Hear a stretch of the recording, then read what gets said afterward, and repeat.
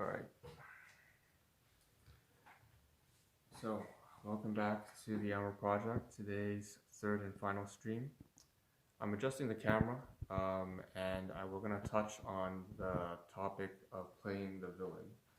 So this is the third actually of the third and last live stream of today. And I'm going to try and make it real short because time is running out and I've got to go to work. So the last and final stream, playing the villain. Before we get to it, I'm just gonna try to tidy this up here and move it to the side. So again, in the previous two live streams, I covered the first live stream covered inventory. So wherever you're from, Facebook, Periscope, welcome. I covered inventory, so basically item catalog, subseries, all the stuff that comes in and out of my life materials. The second live stream covered also inventory, but with storage stuff from way back in university days. So it was my backpack and some from my backpack from maybe 10 years ago was a lot of stuff having to do with eating out. So I covered that. So the third live stream today, which is this one, what you see is what you get. Okay. We're going to be talking about work and relationships. So I'm just trying to clear the stuff here. So it's kind of comedic. You take a look in the live stream right now on the side, you probably see more than just a few different things. I'm using a filter as well as a little GIF that's running on the side there. I have my logo. There's a chat replay, and there's also, of course, the whole there's little Kenny up on the side there waving his hand like that, and so from South Park. So I was a big fan of that when I was a kid. But one thing is, you killed Kenny, you bastard. So I feel like this has been a long time coming. For about 2.5 years, I've hurt one of my very, very good friends at my workplace. In fact, his entire family, I've hurt them. And in fact, it couldn't have been any worse. I've been very fortunate to work for an excellent company, a family-run business that manufactures safety equipment and protective equipment. So very relevant to the whole COVID-19 now, but back then, there was no pandemic. I took on a role that I couldn't handle. I took on a role that I wasn't ready to do, and it involved a lot of management that, I've never had training in management. I've always been able to do, however, a lot of whatever I put my mind towards. So whether it be customer service to office work to especially, the most work I did was in the warehouse. So I did a lot of labor, general labor. I did a lot of furniture moving. I've done deconstruction of houses that were burnt down. I've had to clean up some overflowing sewage. I had to do a lot of dirty jobs. Does that remind you of Discovery Channel? If you watch Discovery Channel, does it remind you of that? So definitely. And then of course a lot of my jobs were just general labor, clearing containers, 40-foot containers with a bunch of colleagues or other temp workers inside of a warehouse, whether that be food production, as well as just general supply chain distribution. So it was surprising to me that I took on a role that I couldn't handle, and I didn't even realize that I couldn't handle, and that was one of the major problems. Long story short, over the course of time, the first 6 months to about 1.5 years in, I developed, and I didn't acknowledge it at the time because I had always just stubbornly pushed forward and overcome whatever challenges came my way. Even when I was young, just a lot of family-related issues that resulted in, let's not talk about that, all right? Because I feel like there's a lot of glorification nowadays about things that people talk about shit and they don't really understand what it really means to want to kill yourself. So they don't really understand. They just talk about it, and they put on a media and they don't really get it. So let's not go there. Long story short, I, having been through that nonsense, I said, I can face anything. I could overcome any challenge, any job, and I was wrong. I was so fucking wrong. And I hurt people who were really dear to me while working for this workplace. Someone who treated me like his brother, someone who treated, and their entire family is so patient, and they're very responsible, hardworking people, and they got their shit together. And I certainly lost my shit.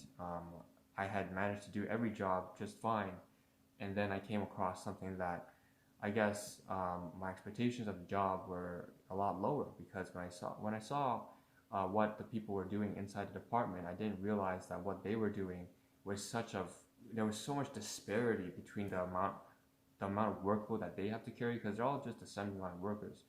But I didn't realize I was supposed to be something like a department manager.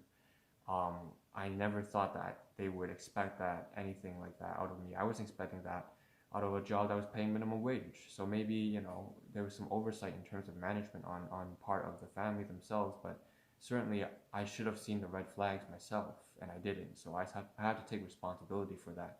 Unfortunately, I tried to do the job, and no matter whatever tactics I tried to use, whether it would be, asking for help or eliminating certain duties and delegating to someone else, or trying to just take it all on myself and, trying to be positive, trying to be aggressive and assertive, trying to manage the relationships, but also manage the logistics on the floor, all the palletizing, the skids, the inventory, the stock that came up. I cracked, and I didn't acknowledge it, but I actually developed anxiety. So that was a big issue, because I had never had anxiety in my life in this sense. I couldn't control my behavior, and unfortunately that resulted in a lot of misunderstandings in the workplace. Some people thought I was confused, others thought I was, attracted to them, others thought I was depressed, or others were just, they just thought I was, oh, this guy's and one of my colleagues thought I was an empath, and he was actually right. I actually relate to very easily to a lot of different people. But whether it was empathy or depression or anxiety or like attraction, all that nonsense, there was just a whole bunch of rumors going around about what the fuck's going on with me. And it was reasonable for them to think that of me. And over the course of time, I would end up burning every single relationship with each of my colleagues from various different departments, culminating in the grand finale. I would hurt someone who, to me, was like a role model. To this day, I have not resolved it. I've had to rely on their trust and understanding. I have to rely on their patience. I don't feel I deserve that. I don't feel they deserve to, all the bullshit that I caused for them. And I don't think that I deserve their patience. So, tearing up and getting all pissed off at this, getting angry, getting depressed, that's not a way to work. You try to move on, right? But it's easier said than done. That's what emotions do to you. Unfortunately, you are human. I found a way to cope. I've been through like 50 different phases, from listening to music to just, not being able to sleep, to all this shit, getting angry, getting sad, accepting it, and then feeling like, oh, life is so cruel, but it's just, that's just life. You go through all these different, like 50 different phases. It's been more than 2 years, and I still haven't been able to tell them the truth that no, I don't, that's not what it is. I took on a job I couldn't manage, and then I developed anxiety. And then there's all these misconceptions about what I am or what I do or my intentions. And ultimately, the best thing I can do, of course, and I already knew this from the very start, because I'm into psychology and philosophy. But I knew that the best thing I could do is to not give two shits about what people think about me. But it's a lot harder to do when you know that there are people around you that you treat as a role model, as your family, as your friends, especially if you grew up having nobody. In fact, you grew up having people who would basically beat you and kick you out of the house and threaten to disown and strangle you. It means a lot when you find someone who actually cares for you. Unfortunately, when you care for someone, it also hurts you when you hurt them. And that's what happened. And I tried to not care. I tried to just shake it, but I couldn't. And the best way, I think, over the past 2 to 3 weeks, I've come to a certain the best phase of these 50 different phases. The best one is to understand, is I finally found a way to not care. and that is to, you know, someone's got to play the villain. It might as well be me, because I can take it. And it's funny like that, you know, because I can actually smile now when I think about it. It's like, it was bound to happen. It was inevitable. But that was never good enough. That could never, I would waver. There would be days where I would be able to say, oh, I couldn't do anything about it. It was outside my control. It's not my fault. But then there would be days where just looking at the bleak reality would just kind of break me a little bit on the inside. And then it would distract me from my work. And that's the last thing I want to do to them. I want to support them and their business. So, and I want to support their family. So, the most effective thing that I found so far is understanding that sometimes, you know, that in fact it's inevitable. It will happen where you will be seen as the worst kind of person, even though you're the exact opposite. And there's nothing you can do sometimes to change that. So you might as well bask in it. Bask in what they perceive you to be, and work not like, don't be a terrible person. That's not what I'm saying. I'm saying, if they think that you're a horrible person, just smile along with it. Yeah, sure, I am a horrible person. Not in the way that you're thinking, but I'm still going to try and support you in the ways that I can, and you can think what you want. But playing the villain is so much easier if you accept that mantra and say, you know, I have done wrong. It's not what you're thinking. But at the end of the day, when you play the villain, I think there's certain strength to that, because you acknowledge, at the very least, that no matter what, not just bad people think of you, but good people you really cherish, think about you, no matter what they think about you, you'll always be here for them. They're worth my time, these people. I found people who are actually really kind-hearted, disciplined, responsible individuals, people who I've never had in my life originally, and I can be there for them even when they don't want me to be, and I can be there for them even when they see the worst of me. And maybe one day they will realize the truth, and the misunderstanding will be resolved.